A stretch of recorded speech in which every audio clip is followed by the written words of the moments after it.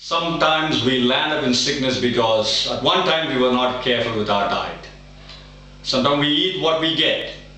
Sometimes we are too busy. So we go into a fast food place and we buy hurry and we eat hurry and keep going. And the sickness that we get today is because at one time we were not careful with what we were been eating. So there are some beautiful tips that we can follow through. Now, the Bible says if you go to a king's table, if you go to a king's house and look into the table, and if you're a person of appetite, it's better for you to put a knife in your throat than to go and have that food. Many times we want to taste this, we want to taste that one, and therefore we should be very careful. So there is a proverb, there is a saying, desirable food, undesirable resist. For example, if my desire is, I want to go for more ice cream, more cakes and chocolates and cookies and all the stuffs, and my desire is for more sweets, that's my desirable food. But undesirable sickness will be diabetics. And then the doctor will say, no, you can't take sugar. So the desirable is sugar, the undesirable is diabetes. So if my desire is I want to go for more meat eating, flesh eating, more fat eating, that's my desire. It's good for me to pull and push and chew and all the stuff's good. But the undesirable disease will be maybe high cholesterol in my blood and I've got heart problem, heart attack, stroke and whatnot. That's the undesirable. My desire might be to add more salt, adding extra salt, uncooked salt. I take more of salt, and then the undesirable sickness will be high blood pressure, kidney failure, all the stuffs, you say. So we need to be careful. What's your desire? Number one, the ideal instruction, I should say, maybe a rule or guidelines. I prefer to have these guidelines in my dining table and in my kitchen. As I go through, walk through, I would like to look into and make sure that I'm doing all right. I can't be careless. I need to be really careful. And that's why number one is the major portion of the food should be fruits and vegetables made in a natural way. So instead of going for juice, like say I want to go for an apple juice or an orange juice, and should I go to a big shop and buy a can of juice and come and drink? Well, you need to look at the content, how much portion of sugar they have added, all the stuffs. It's better for me to go and have it naturally. Take an orange and have it just like that. And then take an apple and have it just like that. So portion always has got its consequences. Portion is not that good for health. So the major portion should be more of fruits and vegetables. And number two, every diet, every meal should be different. The meal in the morning should be different variety, and then the lunch should be a different variety, and the supper should be a different variety. But too many varieties at one time is no good for health. Sometime in your churches, when you have bring and share, when you have a potluck, you come from different places and bring your own food and put it on the table. And too many varieties, more than 30-40 types of varieties, and if you're a man of appetite, you want to go and have a taste of that, be cautious, be careful. Too many varieties is no good for health.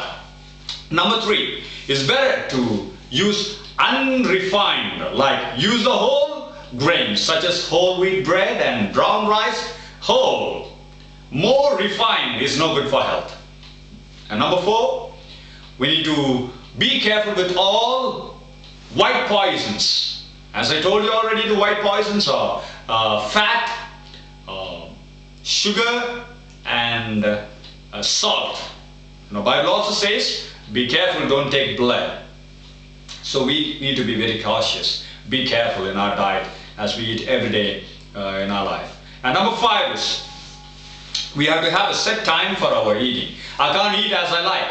I can't work for 14 hours altogether without eating and then sit down and eat for another 3 hours, eat a meal and then after 2 hours eat. No. we need to have a set time.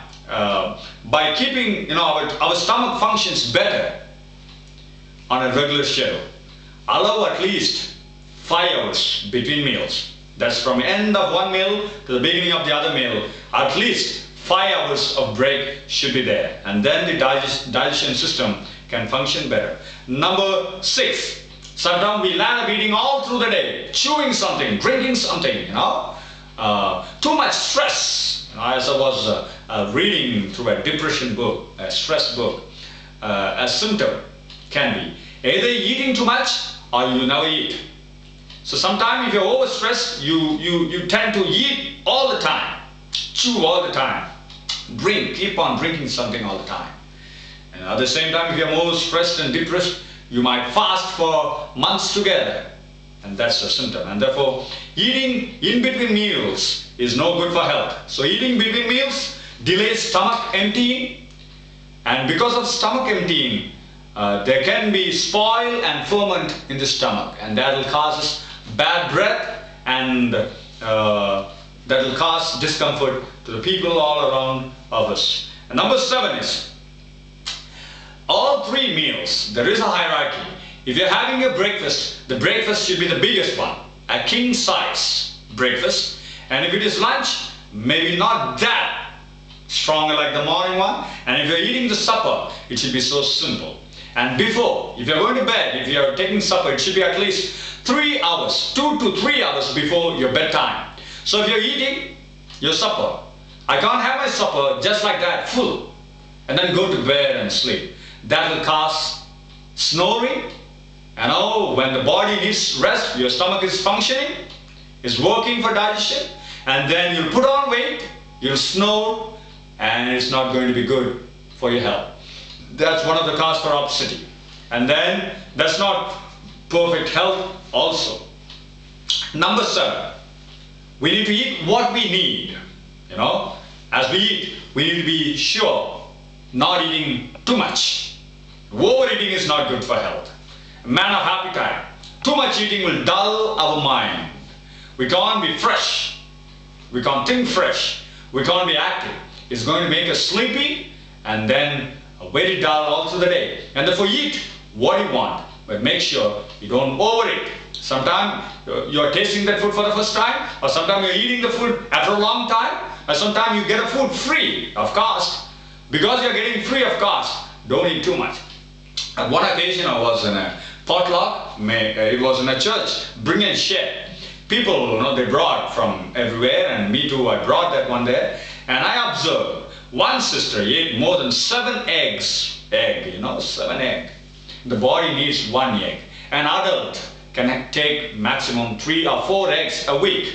And if you're above your 40s or 50-year-old, 2 eggs per week is more than enough, as I was reading a health book. So, because you're getting free, because you've got for the first time, because you think this is the last time I'm going to have it, make sure you don't overeat, because that's not good for health. And number 8, as we eat, we need to enjoy the food. Food eating time, the meal time should not be a hurry time. We can hurry it. Sometimes we don't have time to eat, and therefore while driving we tend to eat and drink while we are driving. So meal time should be more pleasant. We need to eat, chew, and enjoy the food. That's a blessing. God said in Psalms chapter 128, you will eat the fruits of your labor, and it's going to be good with you.